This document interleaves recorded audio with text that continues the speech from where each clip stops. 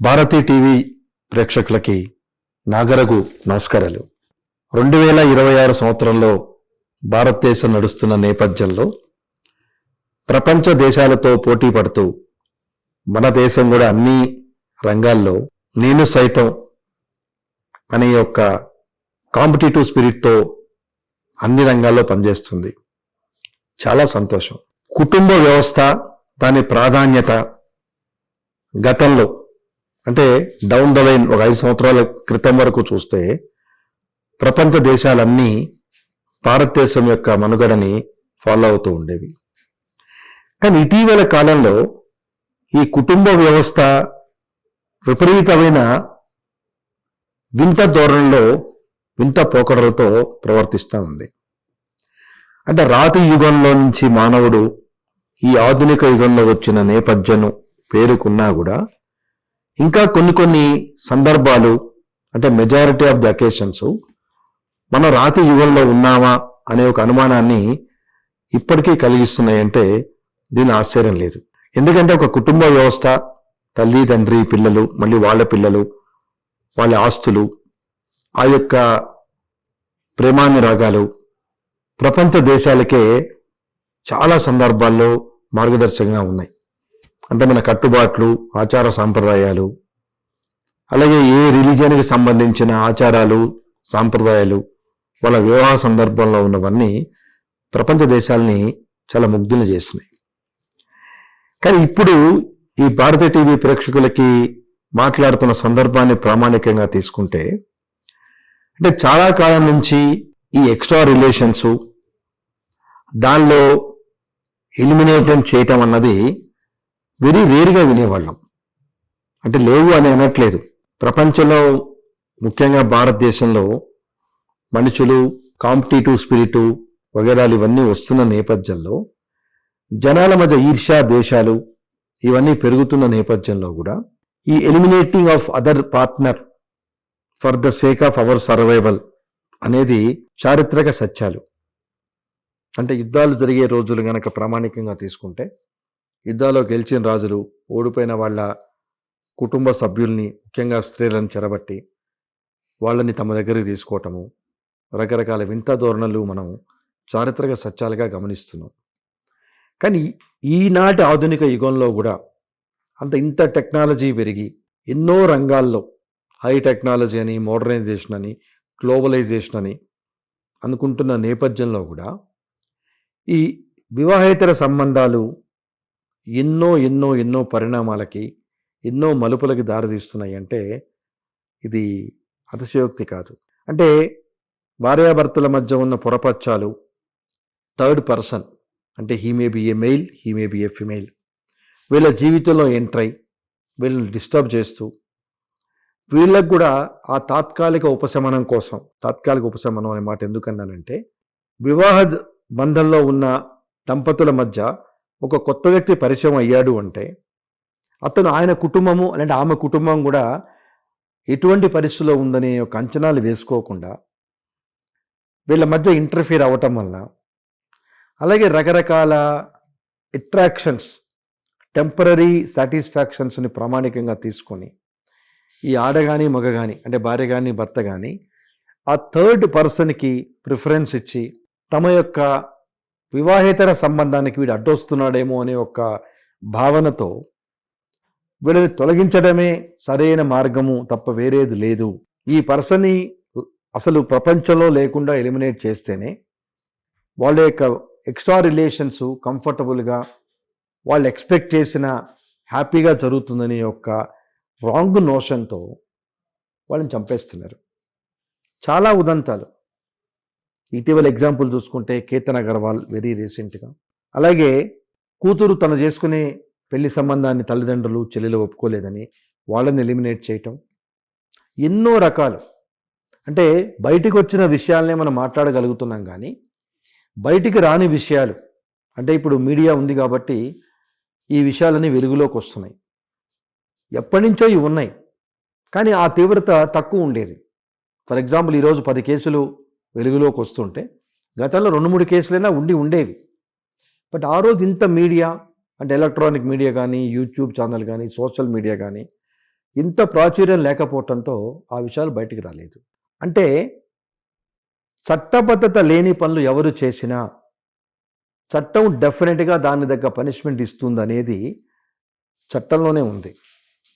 అంటే మీరు ఒకళ్ళని హత్య చేసినా, లేదంటే ఒకళ్ళని మానభంగం చేసినా, లేదా డెకాయిటీ చేసినా, వేరే వాళ్ళ ఆస్తుల్ని ఆక్రమించుకున్నా, అంటే ఏ నేరం చేస్తే ఎటువంటి శిక్షలు ఉన్నాయన్నది ఇండియన్ పీనల్ కోడ్లో పొందుపరచడం జరిగింది. కానీ విచిత్రం ఏంటంటే, ఫర్ ఎగ్జాంపుల్ నేను ఒక హత్య చేయటం జరిగింది, మా వివాహేతర సంబంధాల్లో థర్డ్ పర్సన్ అడ్డొస్తున్నాడని చెప్పి నేను హత్య చేయటం జరిగింది. నాకు తెలుసు ఇలా హత్య చేసి రేపు నేను దొరికితే నాకు యావజ్జీవ కారాగార శిక్ష కానీ లేకపోతే ఉరిశిక్ష కానీ పడుతుందనేది తెలియదు అంటంలో అది అపోహ మాత్రమే. వీళ్ళందరికీ తెలుసు.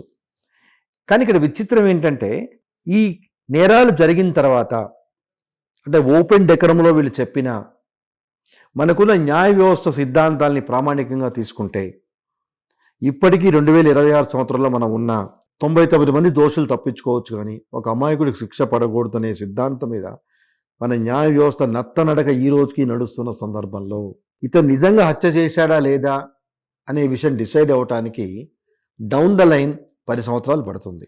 అంటే అతను ఈరోజు ఓపెన్గా దొరికినా మనకి, అలాగే ఓపెన్గా మీడియా ముందు డిక్లేర్ చేసినా, లేదు అతను కన్ఫెస్ చేసినా, అతను నేనే హత్య చేశానని చెప్పి లొంగిపోయినా, అంటే ఏ రకంగా ఆ హత్యకు నేనే బాధ్యుడు అని చెప్పడం జరిగినా, ఏ న్యాయస్థానంలో ఉన్న అంశాలు ఇమీడియట్గా ఇతను శిక్షించండి అనే మెకానిజం మన దగ్గర లేదు. Most unfortunate. Law it takes its own course of mechanism and time. So ఎప్పుడైతే ఒక హత్య జరిగిన తర్వాత పోలీసు వారు కానీ మీడియా కానీ చేసేంత హడావుడి వీళ్ళకి ఇమీడియట్గా శిక్ష పట్టడానికి ఏ రకంగానూ దోహదం చేయదు. That is only temporary phenomena. So ఏ రకంగా చూసుకున్నా ఇప్పుడు ఈ వివాహేతర సంబంధాల్లో జరుగుతున్న హత్యలకి వీళ్ళు దొరికిన తర్వాత కూడా జ్యుడిషియల్ రిమాండ్ చేసిన మ్యాక్సిమం అయితే 90 రోజులు, లేకపోతే ఛార్జ్షీట్ వేసే వరకు ఉంటారు తప్పించి, లేదా ఆ నేర తీవ్రతను బట్టి వాళ్ళని జైల్లోనే పెట్టి కేసు నడిపిస్తారు తప్పించి, ఇమీడియట్గా వీళ్ళు దొరికారు, వీళ్ళు చెప్పారు కదా మేమే హత్య చేశామని, కాబట్టి ఇమీడియట్గా ఇండియన్ పీనల్ కోడ్లో ఇలాంటి నేరాలకు ఏ రకమైన శిక్ష అనేది ఆమోదించబడిందో దాన్ని ఇంప్లిమెంట్ చేయండి అనే మెకానిజం లేదు. ఒక రకంగా దురదృష్టకరమైన పరిస్థితి. ఎందుకంటే కొన్ని గల్ఫ్ కంట్రీస్లో పంటికి పన్ను కంటికి కన్ను అనే సిద్ధాంతం ఉంది కాబట్టి జనాలకి తప్పు చేయాలంటే భయపడుతుంది. ఇక్కడ ప్రేక్షకులు గమనించాల్సింది ఏంటంటే, వివాహేతర సంబంధాలు పెట్టుకోవటం తప్పు కాదు, ఓకే. ఎందుకంటే బీయింగ్ హైకోర్టు అడ్వకేట్ నేను కామెంట్ చేయకూడదు. రాజ్యాంగ న్యాయస్థానాలే కొన్ని ఇచ్చే సిద్ధాంతాలని పరిగణలో తీసుకుంటే చాలా ఇబ్బందికరంగా ఉంటాయి. అంటే సమాజానికి ఈ జడ్జిమెంట్లు అంటే రాజ్యాంగ న్యాయస్థానాలు అంటే సుప్రీంకోర్టు, రాష్ట్ర హైకోర్ట్సు వీళ్ళు ఇచ్చే మార్గదర్శకాలు కుటుంబ వ్యవస్థని, సొసైటీని ఏ దిక్కుకి తీసుకెళ్తున్నాయో అర్థం కాదు. లివింగ్ రిలేషన్షిప్ తప్పు కాదని చెప్పారు. అలాగే మోస్ట్ అన్ఫార్చునేట్, పెళ్లి కాకుండా కన్సెషనల్ రిలేషన్షిప్లో ఉన్న తర్వాత అబ్బాయి నేను పెళ్లి చేసుకోనని చెప్పని నిరాకరించిన అది నేరం కాదు.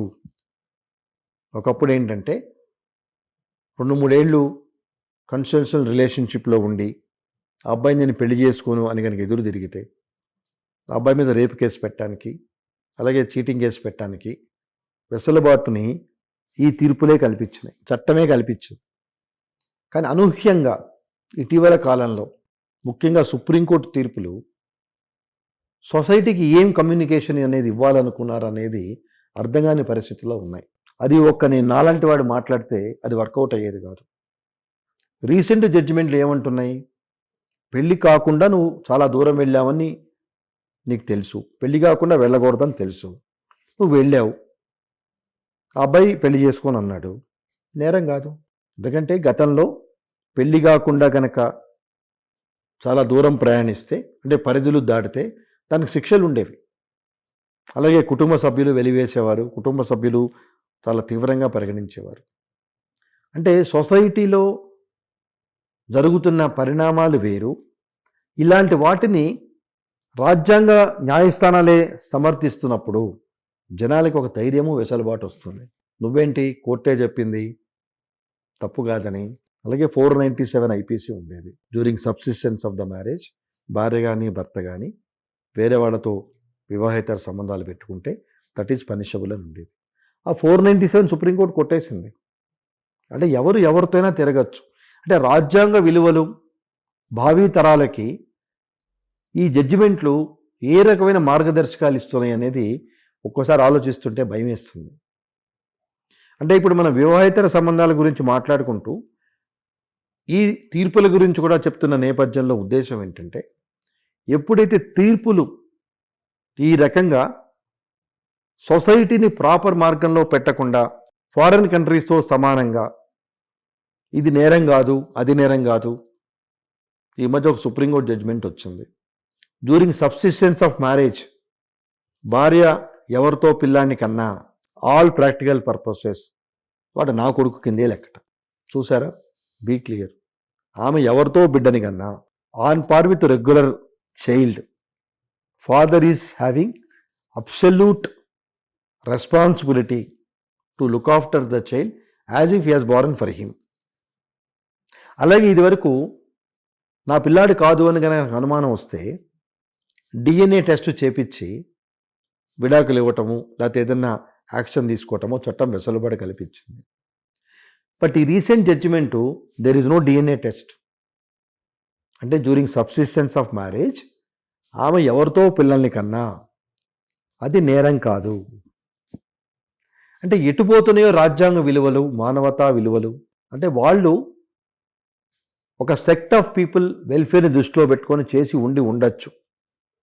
కానీ మన జనాలు వాళ్ళకే వాళ్ళు ఆపాదించుకొని, అంటే సుప్రీంకోర్టు ఇలా చెప్పింది కదా కాబట్టి ఎక్స్ట్రా రిలేషన్స్ నేరం కాదు, లివింగ్ రిలేషన్షిప్ నేరం కాదు, పెళ్లి చేసుకుంటానని చెప్పి ఆ అమ్మాయితో చాలా దూరం పోవచ్చు, నేరం కాదు. అలాగే ఈ ఉమెన్ ఫెటర్నిటీకి వస్తే నేను ఎవరితోనైనా బిడ్డని కానొచ్చు, నేరం కాదు. అలాగే నాకు ఇబ్బంది చేసినప్పుడు నేను ఫాల్స్ కేసులు పెట్టచ్చు, నేరం కాదు. అంటే ఏ దేశంలో అయినా కొంత లా అండ్ ఆర్డర్ సస్టైనబుల్ అవుతున్నది అంటే న్యాయస్థానాల జోక్యం ఉండబట్టే అది సాధ్యమవుతుంది. ఎప్పుడైతే న్యాయస్థానాలు పబ్లిక్ ఇంట్రెస్ట్కి ఇబ్బందికరమైన తీర్పులు చెప్తే సొసైటీ మెంబర్స్ అంటే కుటుంబ సభ్యులు వాటిని తమకు ఆపాదించుకొని వాళ్ళ ఇష్ట ప్రకారం పరిధులు దాటడానికి చట్టమే వెసులుబాటు కనిపిస్తుంది. ఈ టాపిక్లో మరిన్ని విషయాలు మనం నెక్స్ట్ ఎపిసోడ్లోనే మాట్లాడుకుందాం. నమస్తే.